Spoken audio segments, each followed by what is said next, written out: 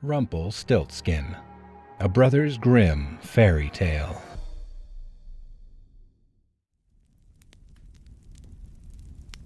Once there was a miller who was poor, but who had a beautiful daughter.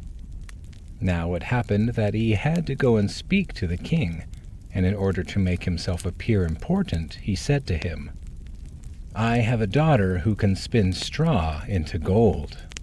The king said to the miller, "That is an art which pleases me well.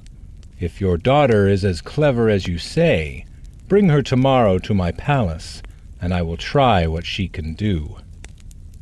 And when the girl was brought to him, he took her into a room which was quite full of straw, gave her a spinning wheel and a reel, and said, "Now set to work, and if by tomorrow morning early you have not spun this straw into gold during the night, you must die."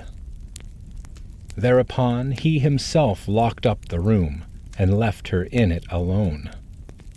There sat the poor miller's daughter, and for the life of her could not tell what to do. She had no idea how straw could be spun into gold, and she grew more and more miserable, until at last she began to weep. But all at once the door opened, and in came a little man, and said, "Good evening, Mistress Miller. Why are you crying so?" "Alas," answered the girl, "I have to spin straw into gold, and I do not know how to do it." "What will you give me," said the mannequin, "if I do it for you?"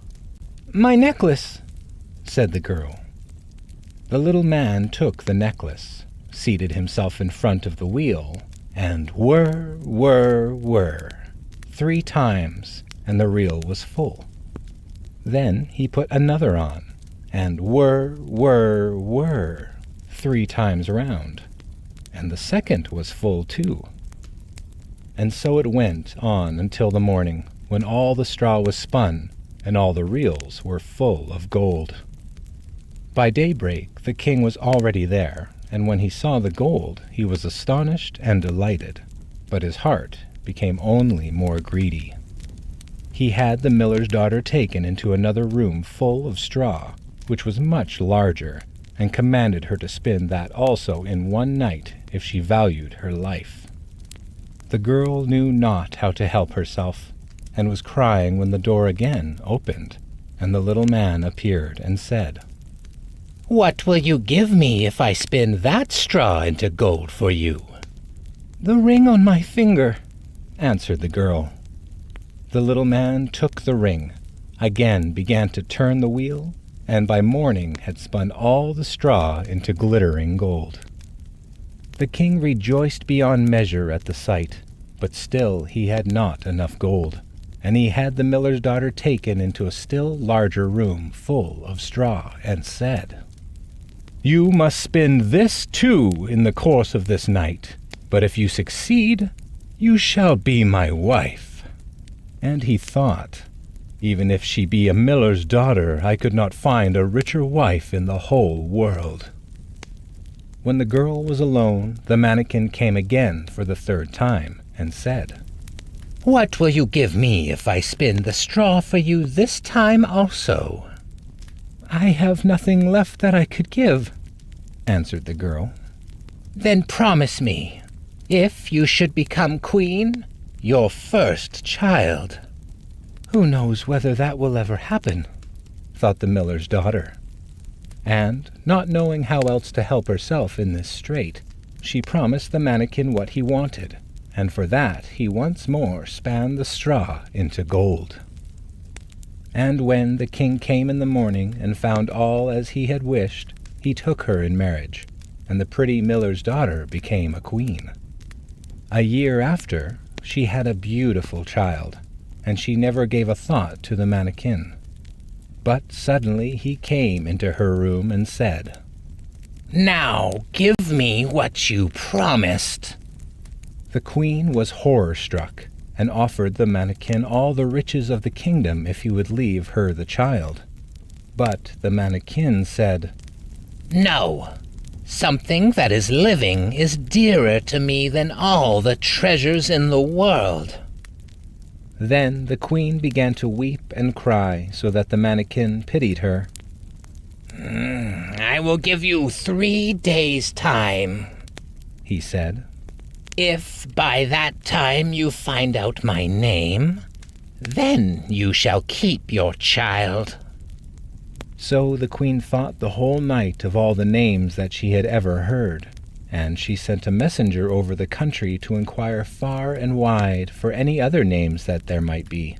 When the mannequin came the next day, she began with Casper, Melchior, Balthazar, and said all the names she knew, one after another. But to every one the little man said, "That is not my name." On the second day she had inquiries made in the neighborhood as to the names of the people there, and she repeated to the mannequin the most uncommon and curious. "Perhaps your name is Short-Ribs, or Sheepshanks, or Lace-Leg." But he always answered, "That is not my name." On the third day the messenger came back again and said, "I have not been able to find a single new name, but as I came to a high mountain at the end of the forest, where the fox and the hare bid each other good night, there I saw a little house, and before the house a fire was burning, and round about the fire quite a ridiculous little man was jumping.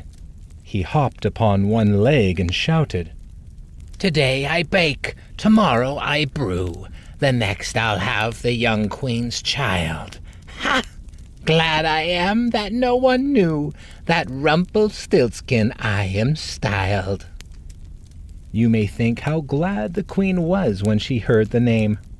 And when soon afterwards the little man came in and asked, "Now, Mistress Queen, what is my name?" At first she said, "Is your name Conrad?" "No." "Is your name Harry?" "No." "Perhaps your name is Rumpelstiltskin." "The devil has told you that! The devil has told you that!" cried the little man, and in his anger he plunged his right foot so deep into the earth that his whole leg went in. And then in rage he pulled at his left leg so hard with both hands that he tore himself in two.